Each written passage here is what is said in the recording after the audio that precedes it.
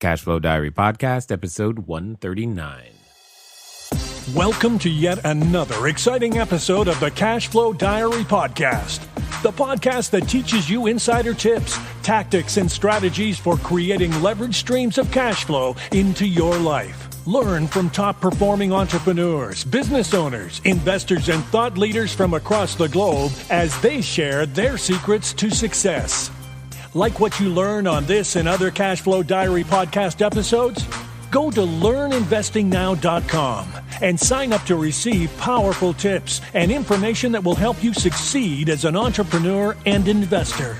Now, here's your host, investor, entrepreneur, business owner, educator, speaker, author, and master facilitator of Robert Kiyosaki's cash flow game, Jay Massey. All right, and welcome to another episode of the Cashflow Diary Podcast. I am your host, Jay Massey. And guess what, guys? Today we are going to talk about cash flow, right? You're surprised, I know. But what we're going to do is we're actually going to mention it in a completely different way you may not have considered. Here's what I mean. I got a question for you. Have you ever considered the idea of investing in foreign real estate? And when I say foreign real estate, what does that actually mean to you? Like right now, if I said the word foreign, what do you think of first? Do you think of something that's, say, I don't know, outside of the US? Or do you think of something that's a little bit closer to home? Because here's the truth of the matter.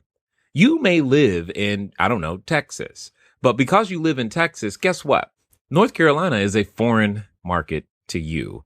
And at the end of the day, you still need to know how the rules and regulations operate in that foreign market in order to make things work. And today we're going to actually talk about stuff outside of the US because cash flow exists everywhere. And today's guest is definitely an expert in making that happen. Not only does he make it happen, he loves it so much he decided to live there. In fact, he's been there since 2002. And you got to understand that's a complete lifestyle change. Now, I'm not asking you to move offshore, but I am saying you probably want to listen because opportunities abound. What I've said before, where there's chaos, there's cash flow. And today's guest has been able to find chaos in other places. One of the ways he was able to do that is he and his business partner formed a company in 1996, ECI Development, to go out there and make loans and make things happen for people in an international way in Central and South America so that they have the ability to still be able to take advantage of real estate offerings. And he's been doing this for a long time. Could you imagine you have an idea and it eventually becomes a bank? That's awesome. So I think today's guest is going to be able to educate myself as well as you on all the things that you already want to know about investing offshore. So help me welcome Mr. Mike Cobb. Mike, you there? Hey, Jay, it's nice to be with you. Thanks for having me on. I am so glad that you have made the time to be here. So I definitely appreciate, any time anyone makes to be here. So thank you as well. Now, many people know the first question I'm about to ask you. You're probably the only one who doesn't, but I've got to ask anyway. I tend to look at today's entrepreneurs a lot like yesterday's superheroes. I mean, yesterday's superheroes, Batman, Robin, Wonder Woman, whatever superhero you prefer, they all, fly around or you go in an invisible plane, saving people, dressing up in special costumes, but saving people from their own problems most of the time. And I think entrepreneurs do the same thing. I mean, we do that, but we just do it for a profit and we go out there and create and make lives better. So the one thing, though, that every superhero has in common, regardless of their superpower, is that when they were first born or when they first started, they weren't so super. They have an origin story. They came from somewhere. So what we would like to know is before you were an international developer working in many different countries outside of the U.S. and bank owner and all this other stuff, well, who is Mike Cobb? Wow. That's a big question. And you're right. You didn't give me the prep on that. So that's a sneak attack, but I like it. It's a great question. And it actually reminds me of a question that I like to ask people in the interview process when I'm interviewing for positions, because it really gets to the heart of, who is Mike Cobb or who are they? I guess I grew up in a very, very small town in northwest Pennsylvania, about an hour north of Pittsburgh. And, it was an interesting place to grow up. I didn't really fit in. My dad was a college professor, and we traveled around a lot. We went to Europe many times when I was growing up. We actually went around the world once when my dad was on a sabbatical. I lived in Yugoslavia for 3 months. So I had this weird upbringing in the sense that nobody else in the little town that I lived in, nor in the bigger school district, really had similar experiences. So, I had this incredible internationalization of my childhood, but I grew up in the country. I grew up right on the edge of a small town, and literally my backyard went into a woods that went on for miles and miles and miles. I explored the woods and never got to the end of it, so to speak. So I had this kind of weird juxtaposition of being in Europe and going around the world, and then living in the woods of Western Pennsylvania. So anyway, that was my childhood, and it positioned me interestingly enough into wanting to stay in the area to go to college. So I went to a little college about 2 hours north of Pittsburgh called Allegheny College. I majored in political science, but did not want to become a lawyer. So right after, yeah, right, I knew I did not want to be a lawyer. But one of the things I can remember, growing up, we had 10 acres, we had horses, and we had a couple ponds. We had ducks and geese and dogs and cats, and it was like a little mini farm on the edge of town. And I can remember being out with my dad one time, and I was probably 5 or 6, and I had the broken handle shovel, right, the little short shovel, and he had the big shovel, and we were, I think we were planting apple trees, as I remember.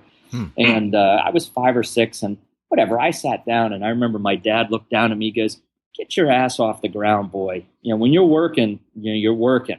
And it's one of those interesting early on memories, that like, all right, work hard, right? And I always saw him work hard, and consequently, little life lessons like that. I remember when I got my first job at Burger King when I was 16, he said, "Hey, no matter what, always look busy. And if if you don't have anything to do, pick up a rag and wipe something down, or pick up the broom and sweep the floor." And those were just little tips that he gave me that really have influenced me and I think allowed me to be as successful as I am over the years, because you know what, it is about hard work, but it's also about smart work. And after college, I got into the computer business in the Washington, D.C. area in sales. And very early on, I was influenced by two people who I know you're familiar with, and I'm sure many people listening to this are familiar with. One is a gentleman passed away, I think last year or the year before, Zig Ziglar. Yeah. And I had the opportunity to see Zig many, many times over the last 30 years. And, one of his, one of the most powerful things that I took to heart from what he said was, if you help enough other people get what they want, you can have what you want. And, that really resonated with me in sales, and it became the foundation and basis of my sales career. And really, the sort of the seeds of my entrepreneurial career as well. And it was interesting because I was in the computer business for 12, almost 13 years, and worked for somebody else. And it was a great business. I served a lot of consumers in the computer business over the years, and we took great care of our clients. And I was very, very successful from 1986 to 1998. But in 1994, as you mentioned in the intro, I went to Belize with a friend of mine who is a lawyer. He and I went to college. You still need one, even if you don't want to be one. Exactly. He and I were actually fraternity brothers and in college. And he actually got into the kind of lawyering, I'm not sure that's a word, but he got into the kind of lawyering that I can respect, which is, helping people with asset protection, basically helping to protect, his clients from all the nasty lawyers out there. You'll like his joke, Jay. He has a great joke. He says it's the one lawyer out of 100 that gives the others a bad, or it's the 99 lawyers out of 100 that give the other one a bad name. Yeah. Anyway, but so he's an asset protection lawyer, and he was going to Belize doing a lot of trust and asset protection work for physicians. A lot of his clients are physicians. Anyway, and he took me along, and we went down to Belize. This was 1994, and I went back down. I said, hey, this is a great place, Ambergris Caye. It's a little island off the coast of Belize. Gosh, it's beautiful. I mean, it's about a half a mile wide and 26 miles long. The reef is a quarter mile offshore. It's an incredible little Caribbean island, right off the coast of Belize. Belize is a mainland country, but these are a string of little islands. And I said, man, Joel, next time you come back, give me more notice. I'd love to come with you. So whatever, 3 or 4 months later, he says, I'm going back. I went back and ended up buying 2 condos. He and I each bought a condo. And, it was whatever. I started going down a lot, and he was going down some, and we'd see each other some trips. Sometimes, I'd be there by myself. But I remember it was probably a year later. So it was probably mid 95. And I'm laying by the pool, and Joel and I are laying by the pool, and we're talking to the developer. And he's got 3 buildings that have been under construction for over a year that really haven't been built at all, right? I mean, 3 half-built buildings kind of thing. And we asked the developer, his name was Jim. We said, Jim, what's the deal? Why aren't you finishing these condos? I mean, you build condos, that's how you make money. And he went on to explain that he not just him, but in this case but many developers up and down the coast of Belize and Roatan, Honduras, and other places were really stuck for these cash flow problems. And he went on to explain why.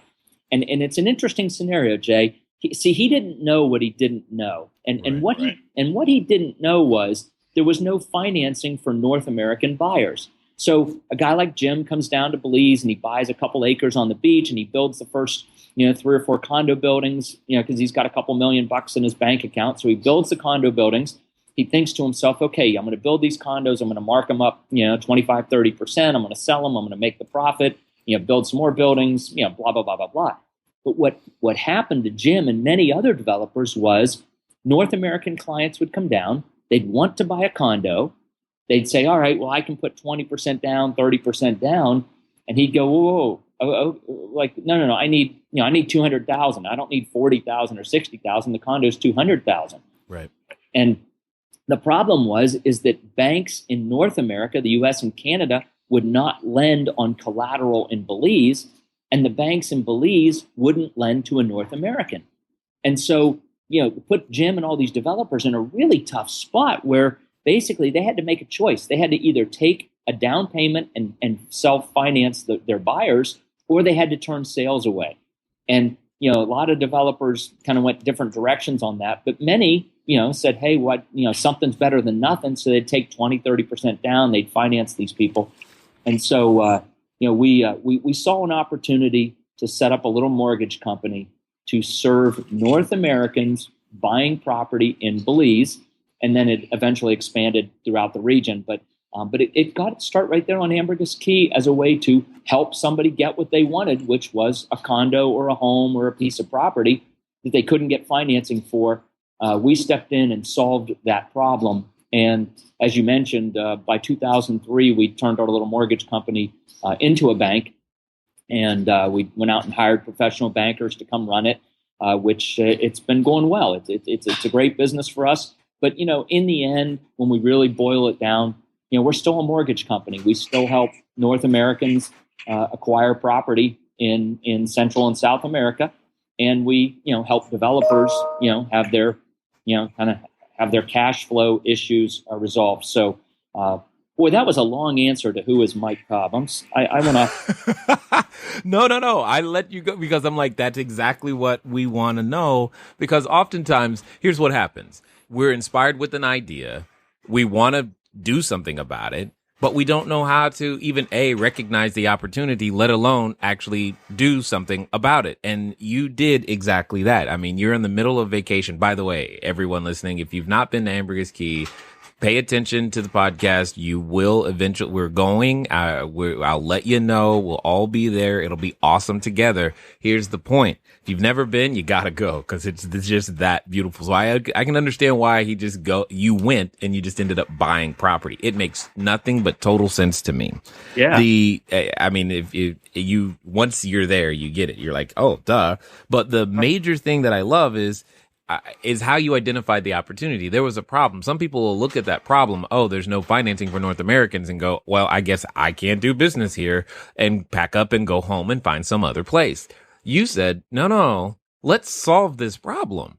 We could solve this problem. We can figure out a way to provide this financing and therefore create cash flow, which is the entire point of my saying, where there's chaos, there's cash flow. Everywhere there's a problem, there's a way to take that problem and turn it into something that could be a business that solves a problem for somebody else. And for those of you also listening, if you want, we did interview Tom Ziegler, Zig Ziglar's son, a little while ago. You can look in the archives, and if you want, you can hear that particular episode as well. Now, the one thing, though, I think, and, just listening to everything that you shared, that I think is key, I think there were two very interesting things. I mean, I myself grew up overseas, military kid, and then yet at the same time, I think that has a lot to do with your willingness to even go outside the country, but also the work ethic that your dad said, making you go to work, doing those little extra things. I'm just going to ask, do you think that those two things, having grown up outside the country and or the work ethic your dad was talking about, without those two things, can you see any of the rest of this that we just discussed? No. And I like to throw one more kind of fun element into this. By the way, let me just back up. I didn't know you had Tom Ziegler on your program. I'm going to go listen to that podcast. I mean, that's just an incredibly wonderful family with a powerful message. And speaking of powerful messages, I think you're delivering a very, very powerful, awesome message that, where there's crisis or chaos or problems, there are incredible opportunities. And that's a powerful, good message to be delivering to the marketplace, Jay. And I thank you for doing that. More people need to be, picking up on it. And I'm sure anyone listening to this podcast probably is, or they, it is self-selecting in that way. Yes. But anyway, the other element, let me just throw the other element into this. And I like to call it, lady luck, right? But Sure. I'm a very spiritual person, and I don't necessarily believe in luck per se as sort of random chance, but call it as you want, luck, fate, being blessed, which I tend to use the word being blessed. But, I think that there's a great saying, the harder I work, the luckier I get. Right. And when I was in the computer business, I had salespeople that worked for me, and I hired a whole bunch of them over the years. And I would tell them that Lady Luck walks down the hallway of life and knocks on everybody's door, but you have to be ready to open it. And so the hard work to me is the preparation for the knock on the door from Lady Luck.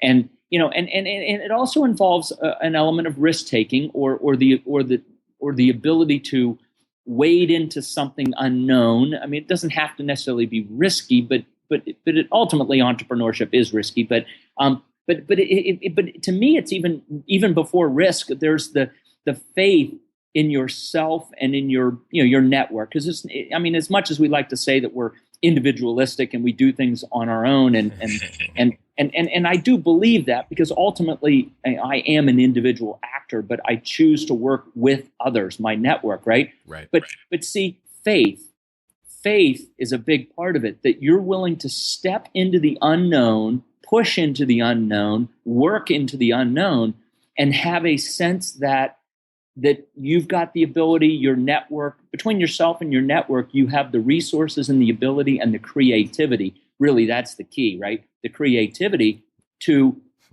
get to the other side. Or, and in fact, I think at the beginning you asked what I did, and I always have a glib answer, sort of my elevator answer ready, but I didn't give it to you, so now I'll throw this one back across the net. Who is Mike Cobb? Mike Cobb is the guy that tames chaos. That's what I do for a living. Right. I tame chaos, and I have a high faith in myself and in my network and our team of people to be able to wade into the unknown and tame the chaos that we find and turn it into a good solution for consumers. And and ultimately to me, that's what's meaningful and significant, because, we're all going to check out at, 86 years old, actuarially. When I'm kicking up around, the 70s or whatever, I want to be able to look back on my life and say, wow, we made a significant difference in the lives of many people, and many people coming behind us. And I think when we solve problems for other people, we help other people. And to me, it's not charity. I mean, you can do that. I mean, if you want to be Mother Teresa, go be Mother Teresa and give stuff away. But I'm a free market libertarian capitalist, and so for me, finding economic ways to help other people, earning a profit for doing it. But in the end, it's the helping others that to me gives the meaning and significance to my life and to those around us. So taming chaos, faith that you have the abilities, or your network has the abilities to do it, and then lady luck, or being blessed with the opportunities that you're ready to conquer because of the hard work that you've put in, the training, right? The calisthenics, or whatever you want to call it. No doubt. Well, one of the interesting things that I've learned as becoming an entrepreneur is that, one, it takes courage to first become one, to be willing to face what you just said. See, I know that some of the people listening right now probably just said, you know what, maybe I don't want to be an entrepreneur. And I think that's also good. At least now you know that, hey, we don't always have the answers. We don't always know. In fact, we rarely know. We just know that we're willing to work into that unknown space and figure it out as we go. Often we develop our resources literally on the fly, which some people, that's not comfortable for them, and they don't want to live in that space. And again, total respect for that, because by the time I've created a mess, I need somebody to organize it, and that's usually who that person is. Right. But you bring up this concept of luck, and that is one of my super hot buttons, because people tell me, Jay, you just got lucky. That's right. I'm like, okay, what is that about? I got lucky. There's no part of my story that I feel like was just lucky. And then I ran into a completely different saying or definition of the word luck, and it made me feel a whole lot better. And now I can say, yeah, you're right. I did get lucky. And here's what I simply mean is that now we're laboring under correct knowledge. Laboring under correct knowledge, LUCK, is, okay, yeah, that's true. Once I begin to do that, then I have a shot at actually making that happen. Now, you mentioned something, and I really got to understand, because I know there's a number of people who are probably stuck right there. You were working for someone else, but you eventually didn't. How did you make that jump, develop the courage to make that leap?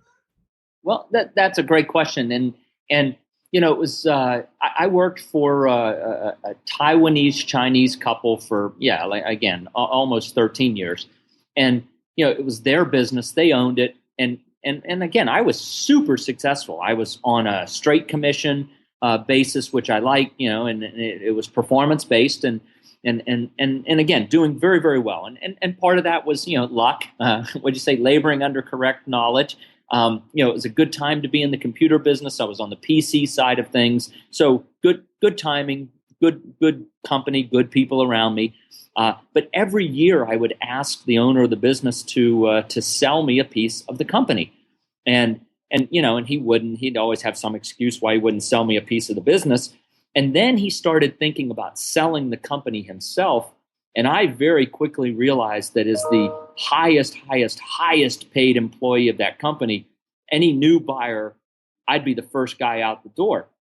And so, so I started, this was back in the mid 90s. I started looking at how I could develop some of my own non-competitive businesses. Cause I'm a very black and white kind of ethical person. And I didn't want to do anything in the computer business that could even smell of conflict of interest. And not because I cared, what he would think per se, but because I just didn't want to be, work in the middle at all. Right. So this mortgage company in Belize had nothing to do with the computer business. So there was no Yeah. Yeah, I would say that's about as far different as you could possibly get. Yes. Exactly. So no conflict of interest. And it was a pretty simple evening and weekend kind of business because it wasn't a real high, now once we became a bank, it became a very different thing. But yeah, so from 94 to 98, when I was in the computer business working with our mortgage company, I was just doing that. And really by 1998, a couple things had happened. I was on the PC side of things. I could see the new direction of technology. It was moving from the computer more towards the internet, telephony, things like that. And I knew I had to do a major retooling. Hey, by the way, I was a poli-sci major in college, but when I took this job in the computer business, I actually went to Computer Learning Center for a year, 4 nights a week, 6 to 10 at night, and got the equivalent of an associate's degree in electrical engineering so that I could read the trade rags on the computer side of things, right? So again, that's that hard work side, but there were many times that I was able to read one specific trade rag called EE Times, Electrical Engineering Times, and see these chipsets that were in development that I knew that over the course of 12 to 18 months would come into production. And we were able to win contracts because we were able to bid things that were coming down the pike, 12 months, 18 months into the future. So again, that hard work thing. But so when this whole telephony thing was coming up, I kind of thought to myself, gosh, I'm going to have to retool. I'm going to have to, just really relearn a whole bunch of stuff. And quite honestly, I wasn't interested in it. And I was far more interested, in entrepreneurial opportunities that I could do, but also in the region of Central and South America. Being a poli-sci major, it was, it kind of fit. And so in 1998, I left the computer business. Our little mortgage company was, okay, it was a nice little cash flow business, but it certainly wasn't going to support me. But I had a nice bank account from being in the computer business at the right time in the right place. And then in 1998, what we saw was the opportunity to serve people on the real estate side. And if it's okay, Jay, can I take just a minute and talk about what that opportunity was as well? Yeah, absolutely. Yeah. But before we go there, there's a very thing, you've said it a couple of times, and I think some people may totally miss it. And this is key, especially if you went to college in any way, shape, or form. Well, first, before I go there, though, for those of you wondering, when he says trade rags, this is like a magazine. It's what existed before blogs. Okay. So now that we got that covered, the other thing that I want to say is you were educated in, and as you said, political science. That's great. That's wonderful.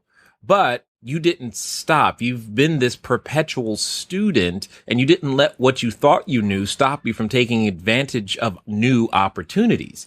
Yeah. And that is key to understand. The world changes. Just because you were educated in something or you knew something at some time that used to be relevant, that doesn't mean you can count on that same something for the entirety of your life. And all you got to do is think about something as simple as typing. Yeah, there was a time where that was actually a valuable, marketable skill. But now between the iPhone and iPad and computers and everything else, you got 2-year-olds who know how to type, simply because they can. And you don't even need to type. You just speak to your phone, and tell it what you want it to type, and then it does. So you just keep that in mind, because I commend you for being that person. I don't run into enough people who have that mindset where, hey, I went to college, I'm done. I did my thing. This is, where I am, and give me my reward now. You clearly don't have that attitude. Are you tired of letting good cash flow generating ideas go to waste? Go to cashflowdiary.com/ready to apply for a complimentary, yes, that means free, one-on-one breakthrough session. Take action now. Go to cashflowdiary.com/ready. Again, that's cashflowdiary.com/ready. Before we get back to today's episode of the Cashflow Diary podcast, your host, Jay Massey, has some important insights to share with you. Okay, I got a question for you. I want to let you learn how to go out there and raise some capital, do some apartment buildings, find deals at discounts, and I want to do that free for you for 30 days. Would you do that for me? Would you let me teach you for 30 days exactly how to go do those things? If so, this is what I need you to do. Go over to cashflowdiary.com/reviews, REVIEWS. Cashflowdiary.com/reviews. Leave a review for the show. And what I'm going to do is give you complimentary 30-day access to our information that allows you to go out there and learn how to raise capital. Most importantly, get apartment deals done, as well as single family. Find these deals at discounts. And if you've ever wondered how to use the profit analysis quadrant, now is your time to go find out how. Go over to cashflowdiary.com/reviews. Now, let's get back to the rest of this interview. I think a healthy curiosity is a wonderful attribute. And in fact, again, when I'm hiring, I'm asking questions that kind of dig for a lot of different things, but curiosity is one of them, because a healthy curiosity means you never stop learning, or you never stop wanting to learn, and you pursue knowledge, even if it's just for knowledge's sake. It's a worthwhile pursuit. But obviously, when you pursue it, for a more practical purpose, that's worthwhile as well. So, thank you for recognizing that, and thanks for pulling it out and mentioning it and emphasizing it, because that is key. I mean, the world is changing. The world changes. Professions change. I mean, just like the computer business changed, and I recognized it. But then I had a choice, and it was a conscious choice. Do I want to retool and relearn, or do I want to move and learn about something else? And they say, and I don't know if I have the number right, but they say it takes 10,000 hours to become a master at something. And if you look at 10,000 hours, I mean, there's 2,000 work hours in a year if you work 40-hour weeks. Well, if you work 80-hour weeks, you can become a master in 2.5 years. So, you have a choice. I mean, do you want to be a master in 5 years, or do you want to work your ass off and be a master in 2.5 years? And you know what? I think, that's another kind of choice that people have. But you can't become a master without putting in 10,000 hours. You decide how many years it takes you to get to the mastery of a subject. Indeed. Yes. Well said. And now, yes, I definitely want to talk some more about the real estate opportunities, because you guys are now operating in like 5 different countries in Latin America now, right? Well, currently we're operating in 4, and we're looking for property in 2 more. So yeah, we'll be in 7 countries by the end of this year. You underachiever, you. Okay. I love it. You're right. I am, because it could be 8 or 9. But anyway, yeah. Right. So yes, dude, tell us about this real estate that you clearly love so much, because you picked up shop and moved. It's like, wow, that's serious right there. That's commitment. Well, I've actually moved twice, Jay. But in 1998, we bought a little resort on Ambergris Caye. It was one of the developers that we'd been financing some of his sales, and he was going out of business.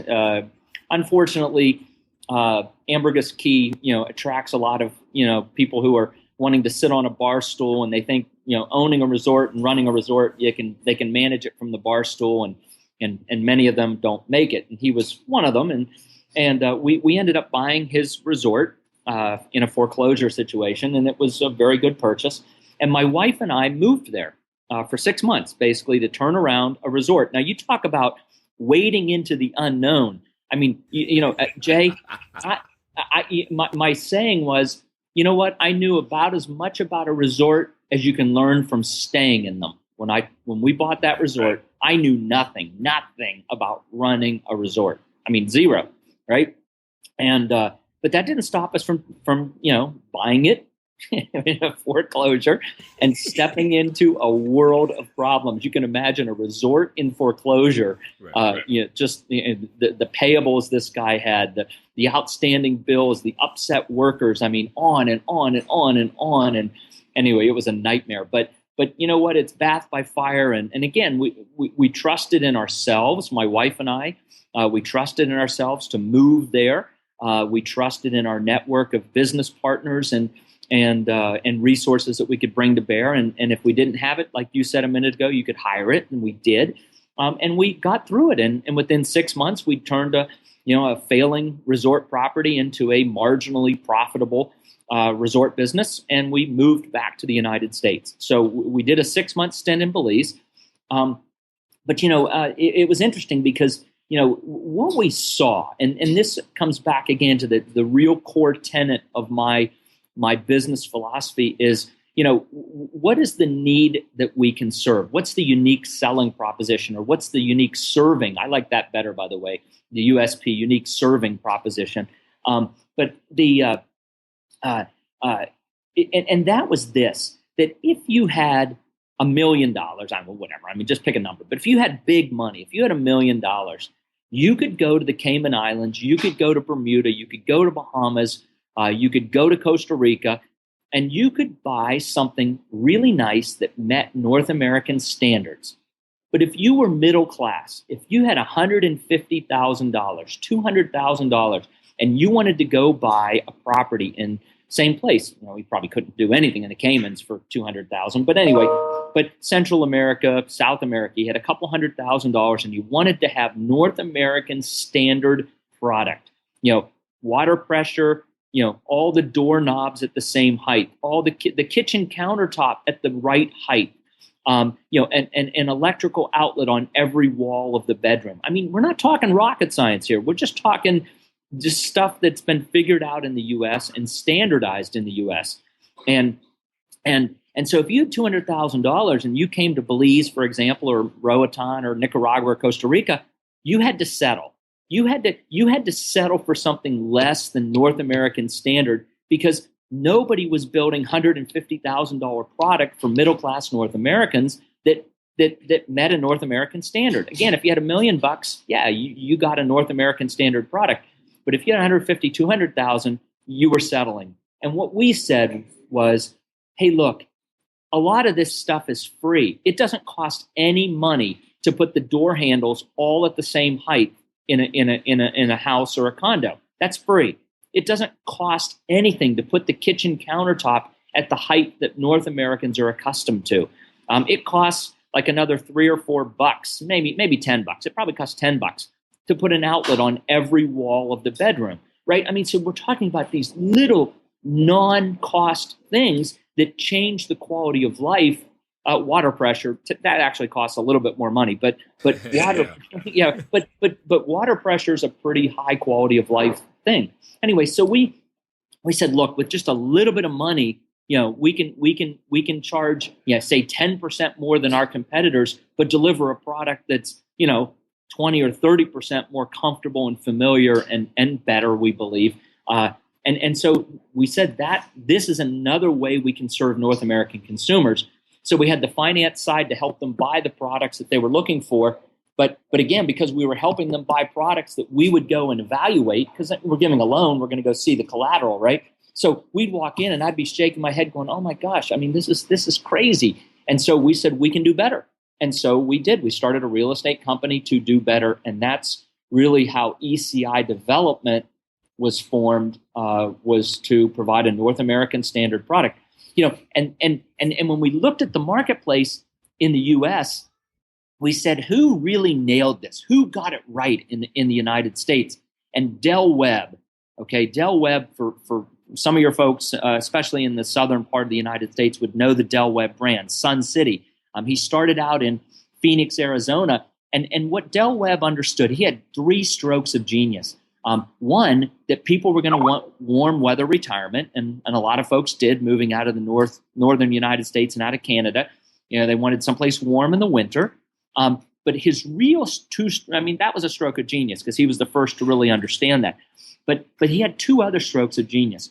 One was that people wanted community. People wanted friends and neighbors and activities. And in order for you to have, friends and neighbors, you got to have things to do and places to do it. So he built clubhouses and game rooms and places that people could get together and hold their coin collectors club or the bridge group or whatever. So he created these social spaces as part of his community, his Sunset communities, and it was phenomenally successful.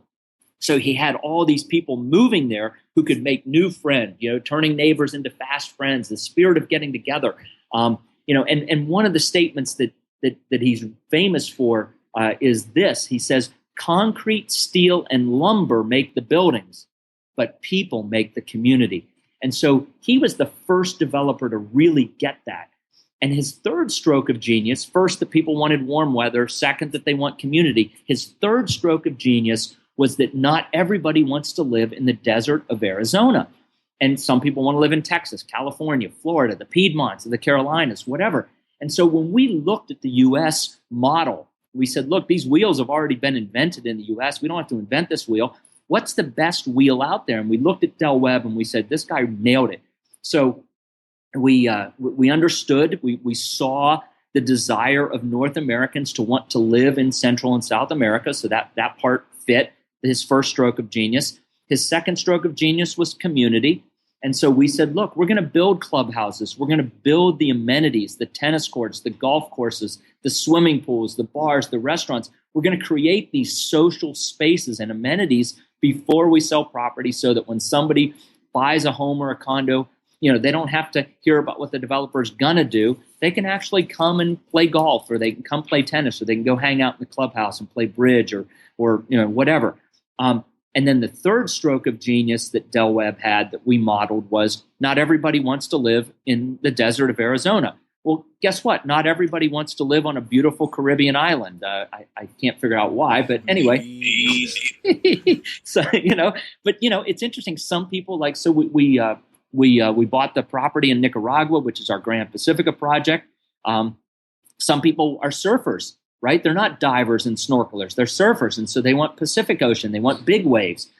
Some people want a vineyard type of retirement experience, something like you would get in the Napa Valley. Or some people want highlands, which is where they grow coffee, which is a beautiful climate. It's maybe 4,000 to 5,000 feet above sea level in the tropics. And at night it's 70 degrees, and in the daytime it's 80 degrees every day of the year. It's like springtime every day. And so we realized, much like Del Webb saw in the United States, that there's sort of different strokes for different folks. And some people want Caribbean, some people want Pacific, some people want vineyard, some people want highlands. And so that's really been our business model, to develop communities, real communities with the sense of community for North American retirees that meet all the North American familiarity and standards, but give people the choice of location, geography, climate, and scenery.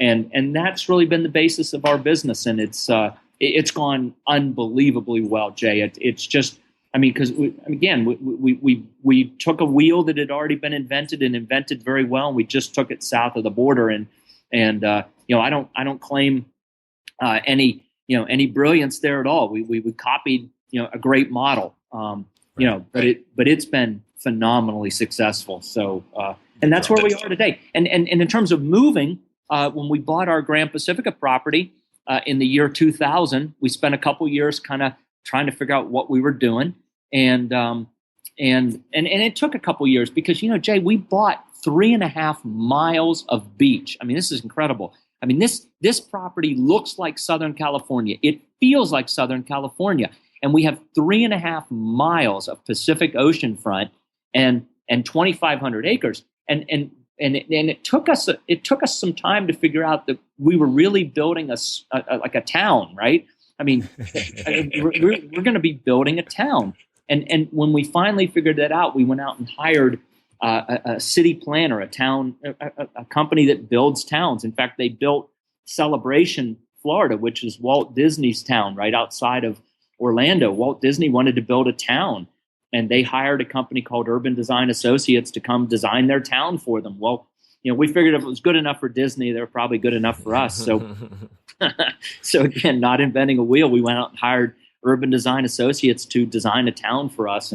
But in 2002, it was time to actually start to hire engineers and architects and put out RFPs for infrastructure work and to start to build the roads, the water, the sewer, the fiber optic telecommunications, start to build the golf course and all those kinds of things. So my wife and I moved here to Managua, Nicaragua in October of 2002.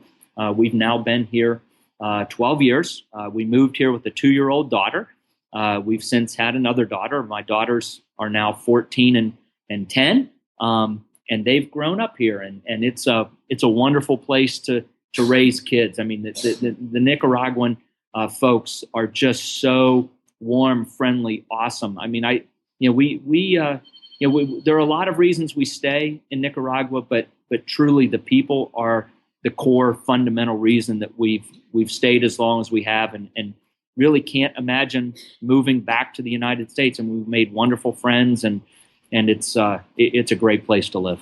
That's a hard concept for me to even get my mind around, is not wanting to move back to the U.S. However, I can, to some degree, I get some understanding of that, but I hope everybody was listening, because I don't know if you heard it, but he did it again. He just found a problem and he created a solution. The solution was, and he didn't really create the solution. He just brought an existing solution to a community that didn't know that it existed.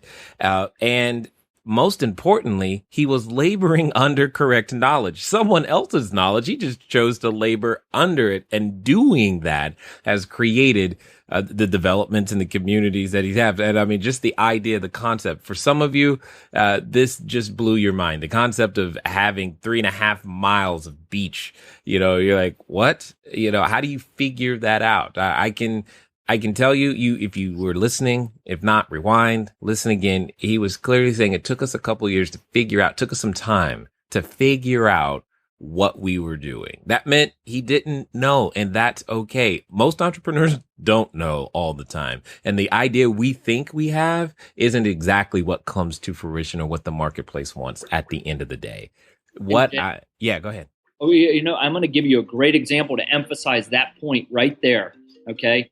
And a humbleness, which is so key. So it was probably 2001. We'd owned the property for about a year. And my business partner and I, we figured we were going to do what most developers do. We were going to put a road from one end of the property to the other, 250 feet back from the beach or whatever it was, chop it up into, 100-foot wide lots, half acre lots on the ocean, sell them for $100, $150, $200,000 each, and call it a day, right? That's kind of what we thought we would do. And I can remember we were sitting in a board meeting. And this is why you want board members. This is why you want, if you're an entrepreneur, even if you're too small to, quote, have a formal board, find an informal board. Find a group of retired business executives and buy them lunch or dinner 4 times a year, okay? This is just so important. I can remember sitting in a board meeting, and the chairman of our board of directors at the time was a retired Fortune 50 CEO.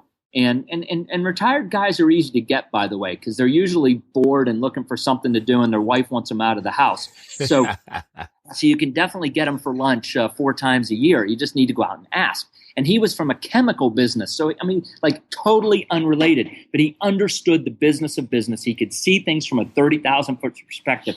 And I remember me and Joel and I were sitting there arguing about how we were going to do something on this, chop it up into lots or whatever. And I don't know if you can hear me pound on the table, but he goes, boys, settle down. He looked over at us and he goes, do you understand you're building a city? And Joel and I just kind of looked up and we thought, wow, he's right. The property's 3.5 miles long and 1 mile deep, right? That's a city or a town or whatever you want to call it. You know what I'm saying? Right. And so here's this guy pounding on the table, boom, boom, boom. Hey, boys, right?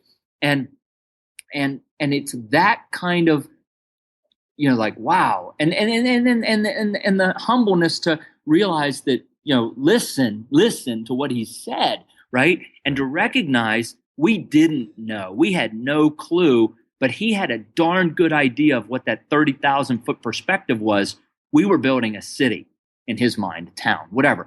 And so to be able to pick that up, stop, listen, and then move on. So really wanted to just tell that story to emphasize your point that we had no clue, Jay.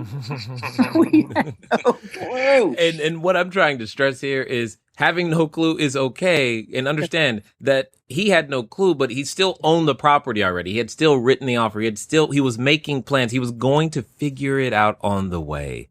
Don't let what you don't know stop you from taking the action you should do today. Absolutely. Go ahead. And bring in some old people who've been times make sure you're keeping your eye, on the forest. Yeah, go to Sun City. In fact, I'm sure there's a few there that might be willing to help you out for sure as you continue to go through. Now, there's so many things that you guys are into, the international plays and all this other stuff. As we come to a close here, I've got to ask the question: how does someone who's been listening going, yeah, this sounds like, something I'd want to find out more about, what's their best course of action? Well, easy. Come visit the ecidevelopment.com website and take a look. It's the portal that'll get you to the information about properties in Belize, properties in Nicaragua, property in Costa Rica, property in Panama.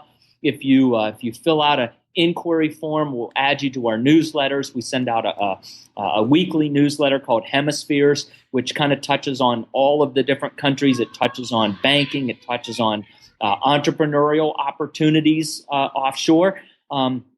So we publish that weekly. It's an e-newsletter. We publish a monthly newsletter on Nicaragua and in Belize. We'll be starting up our monthly Panama and Costa Rica publications as well. So again, that's the easiest way, Jay. And then the best thing to do would be come visit. I know you're thinking about putting a trip to Ambergris Caye together, and we get that figured out and get some dates. I think, I can tell you that it's always more fun to come with other people who share a similar philosophy, an entrepreneurial philosophy, because you know what? The experience in and of itself is great. The experience when shared with others is phenomenal. And obviously spending time with you, Jay, will be a great thing. And I'll be there and we'll have a lot of fun. We'll go snorkeling. We'll do a sunset catamaran. We'll do a rooftop cocktail on top of Key Bank. We'll just have a great time and we'll enjoy the company of one another. And yeah, we'll look at real estate opportunities. Some of them will be ours, but it's an island. I mean, you're not hostage. Run around, jump on a golf cart, and go look at other real estate opportunities. But there are great opportunities to be seen there. But again, coming with you, coming with some other folks, I think a shared experience just takes it from great to awesome. Indeed, 100%. And now I've got to ask that final closing question, because I know many are wanting to hear your perspective on this as well. There's probably someone listening, or someone who's maybe listening for the first time or even the 100th time, who's considering, I want to become one of these superheroes, one of these entrepreneurs, one of these people who can identify problems and begin to solve them for other people and create solutions that generate profits and jobs and housing and all this other stuff. I want to do this. What would you say to that person who's having that thought or feeling that way, like their idea could actually make it in the marketplace? What would you say to them if they were sitting in front of you right now? I mean, sort of the glib answer is the Nike "just do it," right? And right. I think ultimately that really is it. Just do it, right? But that's too simplistic. It doesn't really encompass the complexities of what it really takes to just do it. And I think courage. You used the word courage, and I think that's right. I think it is courage. Because, courage is not the absence of fear. Fear is something natural and healthy. It's a warning mechanism that our brain gives us. Whoa, be careful here, right? Courage is the action of continuing on despite fear, okay, using fear as a guide post to say, hey, don't stray too far off the path here. Let's really think this twice, or measure twice, cut once. I mean, there's a lot of things, right? But having the courage to proceed, but then ultimately, I think the faith, because it is a faith thing, right? To say, hey, I have the ability, or I have the resources, or I can tap into the resources to achieve this objective, and then always assume it's going to be twice as difficult as you imagine. It's going to take twice as long as you imagine, and it's going to cost twice as much as you imagine. And so give yourself lots of margins of error to deal, and then persistence. I mean, so courage, faith, and persistence, I think, are probably the three attributes. But in the end, Nike had it right. just do it. And he goes, you can do the analysis to paralysis, and that's, that doesn't do it. At some point, you just got to shove off and have faith. Indeed, very much. Well, I definitely want to thank you for investing your time here with the Cashflow Diary audience today. Indeed. Jay, thanks for having me. All right, ladies and gentlemen, you know what time it is. It is time for you to move at the speed of instruction. What does that mean today? It means if even the slightest thing pricked your interest, you're like, ooh, I can have a Napa Valley experience, but internationally at a great price. Yeah, that means you're going over to ECI Development right now. You want to begin to figure these things out. What are you going to do? Where are you going to go? Go see the world. Having grown up internationally myself, I'm telling you, it is a great experience. If you've never been outside of the U.S., hey, go. You never know who you're going to meet, what you may find, or more importantly, what opportunities lie ahead. It's been fun talking to you again. I look forward to talking to you soon. Until next time.